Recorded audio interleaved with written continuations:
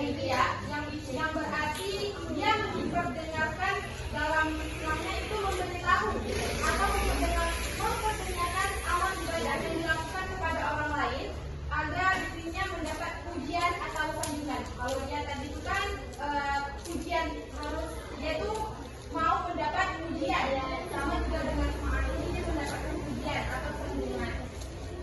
Baik, macam-macam semangat yang di sini ada dua, yaitu tasdik sidiki atau semangat yang mengandung kebenaran something, yang apabila seseorang mengerjakan amal karena Allah lalu memperdengarkannya kepada orang lain agar membuat mendapat kemuliaan serta kehormatan. Yang kedua, tasmiul fadhih atau sum'ah yang mengandung kedustaan something. Yang ini menjelaskan orang yang mengatakan bahwa dirinya telah melakukan amal ibadah kepada khalayak supaya dipuji, tetapi padahal perkataan itu hanya kebohongan belaka. Jadi di sini Ibu kasih contoh dari sum'ah tersebut, yaitu misalnya ada seseorang yang membaca Al-Quran dengan suara yang keras, lalu seseorang ini dipuji karena dia sedang mengaji. Seperti ya, misal ada orang yang rumah tetangga kalian, dia dari siang, dari sore, malam dia ngajinya tuh dengan suara yang keras, buat sampai terdengarlah ke rumah tetangga tersebut. Nah, itu dinamakan dengan sum'ah karena dia ingin dipuji. Nanti kan kalau kita dengar, apalagi mak-mak ya, kita nampak anak orang sebelah itu ngaji gitu keras-kerasnya, nanti dibilang tuh anak orang sebelah tuh ngaji, kalian nggak ngaji, kan gitu kan? Itu namanya sum'ah, itu tidak diperbolehkan. Lalu ada seseorang yang ingin bersedekah karena hanya untuk mendapatkan pujian.